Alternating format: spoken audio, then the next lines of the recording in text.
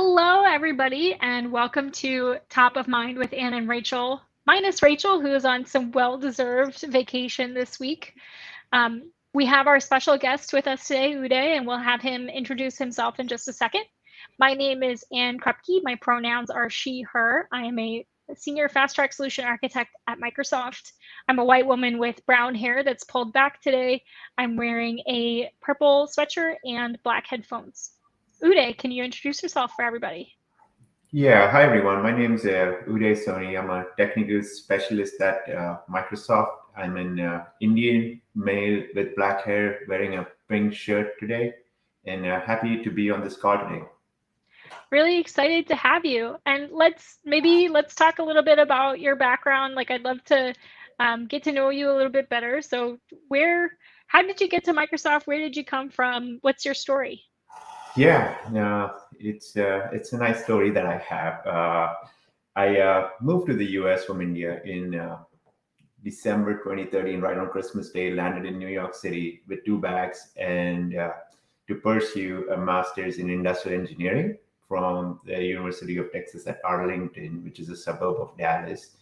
And since then, I've lived in the Dallas area. But right after graduation, I got a job at a small ERP practice that was implementing an on-prem ERP system for manufacturing companies. And since then, I've just been, doing ERP support, consulting, implementation, sales, pre-sales. From that company, switched to another ERP. From there, went to Epicor, and then I was at Epicor for 9 months. Get a call from Microsoft, and I interview with Microsoft, and I get the job. So I make the move, and that's how I joined Microsoft in October of 2021. So Awesome. close to about two years, but not 2 years exactly. And just do pre-sales for our finance and supply chain management products. Focus on the supply chain side. Very cool. I have an industrial engineering background as well. So no wonder we get along so great. Yeah, and I brag about it with our customers because I actually understand what goes on in a warehouse, what goes on in a shop floor, keeping the technology aside. Just so that you understand what the process is. It sort of gives me confidence in my job. So I like what I studied and I use it. I don't use it as much as I would have loved to, but I do use it every now and then. That's awesome. And I have to ask, I can't see super well, but can you tell me who's in the three pictures that are on the wall behind you? Yeah, so this one is one of India's most famous cricketers, and he was my idol growing up. Just had a very calm personality. He is titled the Wall, so people would just call him the Wall because he was ever dependable. The middle one is Chris Martin, the lead vocalist for Coldplay. Oh I yeah. Mhm. Yeah, he can make me cry when he sings. So that's Chris Martin. And then the one on the other side is Novak Djokovic, who has the most number of Grand Slams in tennis now. He is one of my favorite tennis players. Actually, the top tennis player that I follow. Very cool. And I just remembered you also, um, aside from liking sports and music, you are one of the co-leaders of the Dallas Fort Worth area user group, right? Yeah, yeah. And And you guys just had your first event or second event.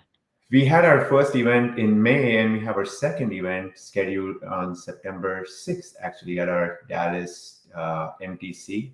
So excited for that. We have actually a customer that uses finance and supply chain management, talk about implementation best practices, and me and a few of my colleagues will be presenting on new features within their respective products. I'll be focusing on supply chain.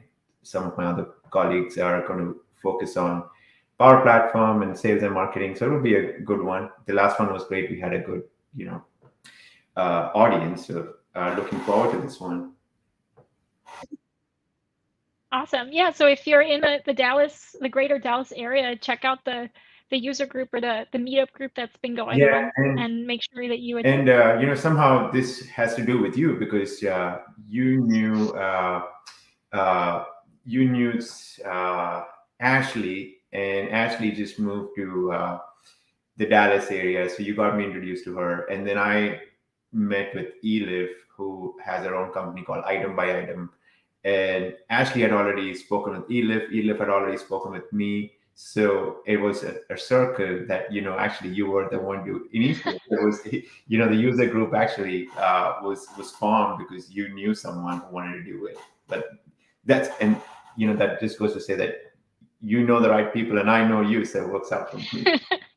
I do. I like how it is. It's a really small world in the community, and I'm so glad you guys were all able to come together and start up a new chapter. Because I know we have a couple of other user groups in Texas, but Texas is such a big state that you can't just necessarily go to like a Houston meetup if you're in Dallas. So I'm really happy you guys connected and got it off the ground. Yeah, that was. It's always good. Looking forward to the next one. So I have to ask because it's in the title of our show, but Uday, what is top of mind for you? Yeah, there is so many things top of mind, but the one thing that actually is top of mind is we all have been listening and reading about AI and Copilot, and how do we as pre-sales people that talk to our customers keep up with all of this technology that's coming into our products? How do we educate ourselves? How do we be the first boots on the ground resources that can educate our customers on this? So that's top of mind. I'm still trying to get a grip of how do I start training myself. I still try to read topics and keep up with some of the features that are added. But I'd rather open it to you as well. You are sort of in a similar role where you talk to customers and you can see a feature being useful for a customer. How are you keeping up with all of these new features? How do you train yourself? Yeah, I think I have the luxury of being somewhat of a specialist, right? And I saw there's this one guy on LinkedIn.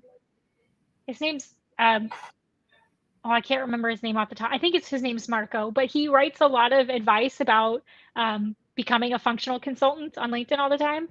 And one of the things I remember reading from him is he said, if you're new to the industry or if you're trying to learn about something, you need to pick something specific. You need to specialize, because then you can build like a depth of expertise in that particular area, and that makes you more valuable than being like valuable in general than being a generalist in all the areas. I mean, we need generalists too, especially in pre-sales, as you know. But um, my areas of specialty are planning and manufacturing and asset management. So those are I'm familiar with a lot more of the system, but those are the areas that I do the most work in. I mean, you've collaborated on a tech talk with us in production, and you've seen kind of what we've been doing, what I've been working on with like planning optimization and asset management. So I kind of narrow my scope, which makes it a lot easier to keep up with what's new. Rachel Profit and I actually, our last video that we did in this top of mind series last week, we reviewed the release notes. So last week they published, or 2 weeks ago, they published the Wave 2 2022 all up release notes. So for every, as you know, I know you know this very well, for all products, um, it talks about what's planned for the next 6 months. So that's normally where I start, and then I keep my eye on the actual version notes. So every time a new version comes out, like finance and operations 10.0.36 was released on Monday, I pull up the release notes and then I poke around and I like to test it. I think that the best way to understand what's new and how it's applicable to others is to try to get it going in my own environment and figure that out. Is that, I feel like that's something that you do as well, right? Yeah, I that's you're right. There's a generalist approach, and then there is a very specific niche approach that you have picked. I started with just warehousing as my specialist, and but then I became sort of a generalist. But I still try to keep myself tied with like the upgrades that are.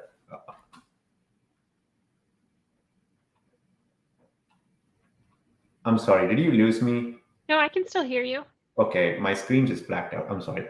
So No, yeah, it's I still try to keep up with the warehouse management module, but if there's a new feature, I exactly do what you do is I try to get it on my system, install it, see exactly all the ways it's supposed to work, and then try to understand customer use cases. And that's how I use it in my conversations. But also, I use all of our internal resources. Our docs, is amazing. We have a lot of yeah, information in that. Uh, you have people on social media, YouTube, LinkedIn, just talking about this stuff and explaining. So there's so many resources, and you can use it to your advantage. yeah. So what's something that you've recently set up in a test environment and checked out that's new? I actually I can't show it today, but then what I did recently was actually set up the Copilot feature in supply chain management, which actually you know in procurement specifically, which summarizes your purchase orders for you and tells you, as if you're a buyer and you're looking at all of your purchase orders coming in, you can look at what purchase orders are under risk of being delayed. If any communication has been made from the supplier saying, I'm going to change the date on this purchase order, it will draft it up for you, and then you can also you know send an email out to the supplier from there if you accept the changes or not. And then I'm Mhm. also more excited about what might come, is where it will actually tell you, this is not yet out, but it might come out where it actually tells you, hey, here's the purchase order that's coming in late, but here is another item that's an alternate to this item on the purchase order, which you can actually buy from a local vendor, and that can Mhm. be delivered on time. So I'm really excited about that. Yeah, that is really cool. I know the feature you're talking about, and I will post it in the comments for people to see the link if they're interested to learn more. It is super exciting. Hopefully that worked. It is super exciting to see that we're bringing Copilot into F&O, and I know that there's going to be a lot more in general, right, in the other areas as well. And Rachel and I were talking about that last week too, that in the Wave 2 release notes, every section has like a Copilot and AI innovation tab where you can see all the stuff um, that we're working on there. And I actually wanted to, we do have some time. So I want to get up on my soapbox about planning optimization. And you made the mistake of telling me that you're not super familiar with it. So I get to give you the 10-minute spiel on that. Is that cool? Yeah, it's always great to learn something new, right? Yeah. Yeah. So planning optimization is a fun one because it's old new. It is a so it's a microservice that's part of the supply chain implementation, right? It's part of your product for supply chain, and essentially it deals with our longest complaint that we've had with the way master planning works is that it takes so long, right? If you're a manufacturing company with 12 levels of bills of material and hundreds and thousands of parts, then master planning can take 8+ hours to run, which is really difficult for businesses to be able to operate their business model. So, planning optimization is a way to offload the calculations for master planning and do it in a near real time um, calculation for most companies. Some companies it still takes maybe an hour, but compared to the 8 to 10 hours it was taking to run overnight, being able to get full regenerative planning results in an hour is still really amazing. Um, You so bring up you bring up a good point. This is what I used to hear from my customers back in the day, that hey, yeah, we run our MRP in the night and we come in the morning, and we might still not have a report generated. yeah. And even in Classic, we had the dynamic plan, which was able to look at the deltas and then do a shorter planning run.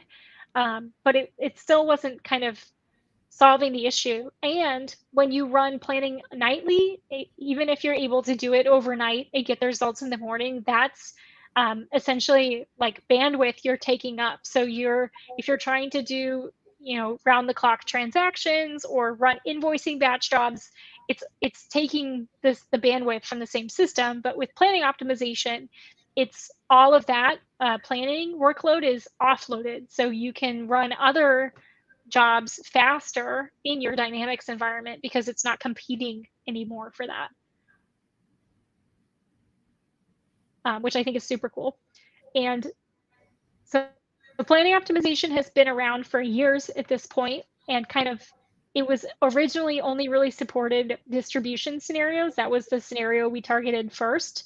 But over time, we've added support for more and more manufacturing features to the point where we cover probably like 80 to 90% of manufacturing scenarios. There's a couple things that are still out there, like substitution on formulas, being able to do the substitution planning, but that's planned for the coming up wave. So we're still doing some small things, but in general, most of our customers are adopting planning optimization and able to go forward on that, which is really awesome.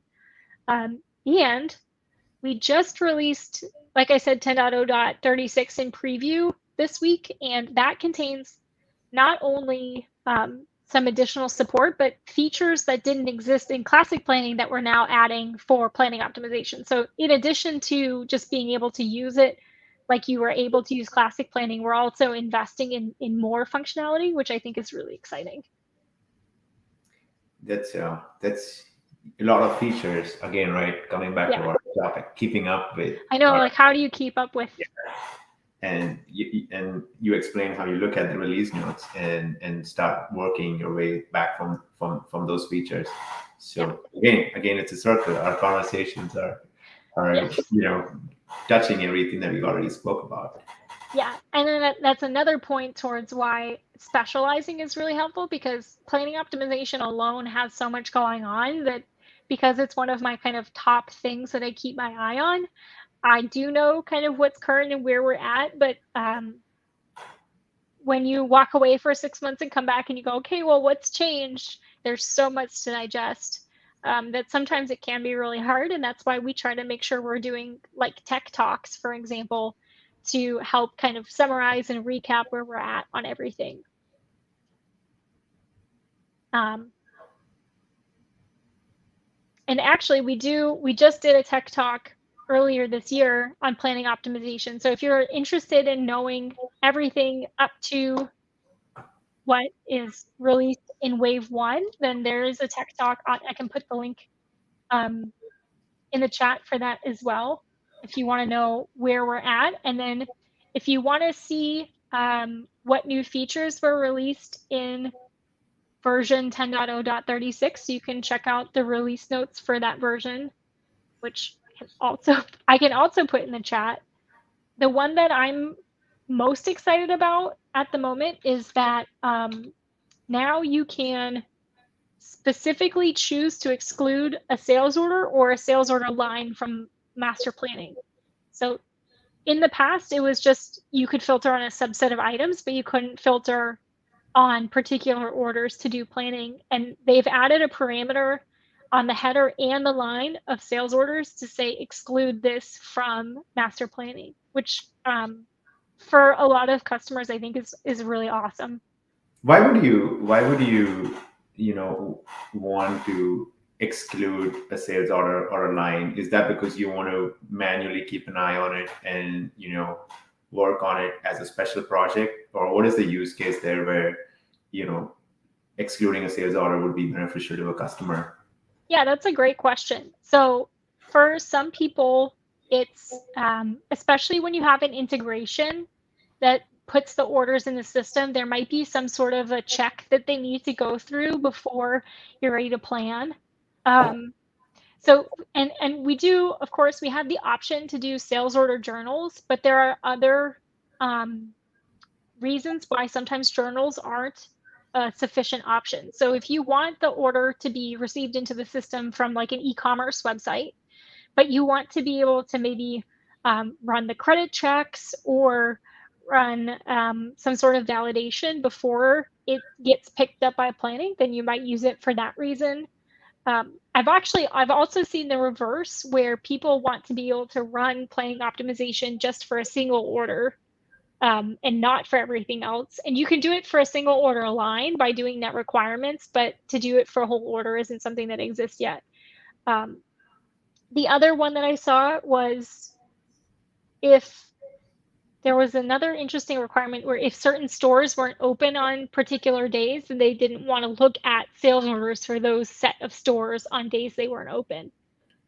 That's a good example where you want to consider your, working days. Yeah. And planning optimization does consider working days in other ways, right? Like vendor availability to ship when it's calculating what dates to use and things like that. But definitely this additional opportunity is a good way to look at it too. And I'll put the link to the tech talk in the chat as well. And then there was another one that I thought was really cool. So in the past, there was an option to, you can decide whether or not you want to include your forecast in your plan.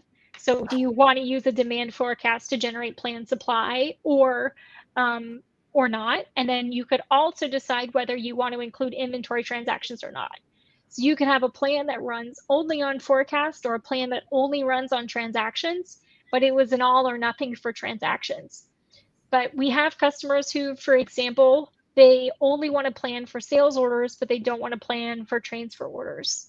So now it's basically all the same options that are available with demand forecasting are now available on the master plan as of 10.0.36. So you can say, I want to look at sales orders, I want to look at sales quotations, and that could be, you can also do the percentage. So if we think we're 60% or higher likely to win the quotation, then plan for it. There's transfer orders, production orders, so all the different transaction types of demand. So a purchase order return would be another one because that's an issue transaction. So everything that creates a demand requirement, all the different transaction types, now you can choose which ones you do want to do planning for and which ones you don't, which I think is really cool.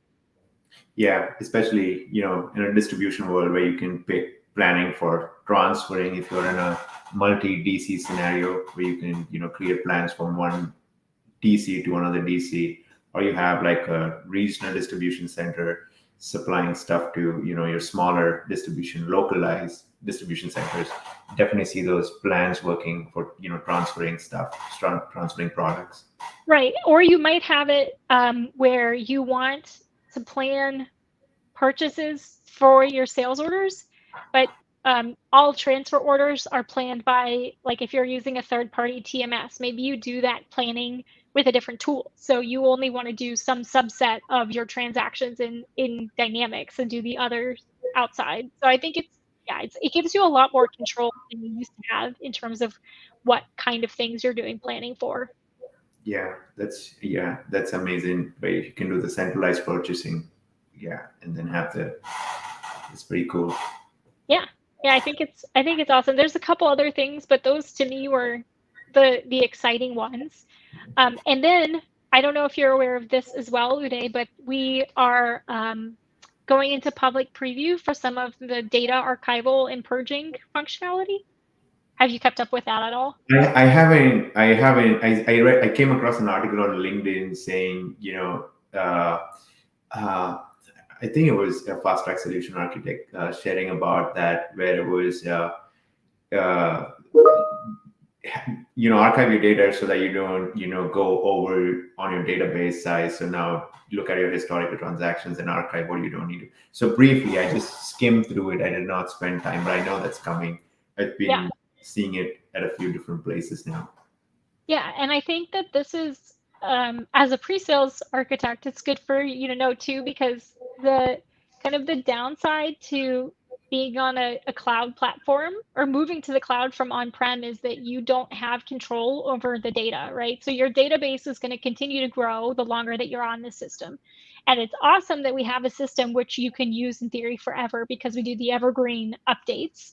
But the data growth just continues, and that can increase your data storage costs, and it can decrease the performance of your system because of all the records that are in the table. Like if you think about um, inventory transactions is often one of the biggest tables. So the more inventory transactions you have, the longer it's going to take to process things. So we are rolling out a data archival and purging framework. And the idea is for the big table. So they started with the general ledger, sales orders, and inventory transactions, because those are the kind of top three biggest tables. And there's new tables that are called archival tables. So you can at least move them out of the active tables into still in Dynamics, but into a different table that is going to allow your performance to be better. And then there's another step where you can push those out to Data Lake through the Dataverse connector. So actually get rid of the data from your system, which would overall reduce your database size, but still give you the access to data for reporting purposes. Yeah, that's a feature that I think would be beneficial to a lot of our customers, because being in pre-sales, we also come across customers that have such issues, and we always knew that something of this feature would be coming out, but it's good to know that it's out there. One question: Sure. so when does the new version become available? Sometime September, right? September,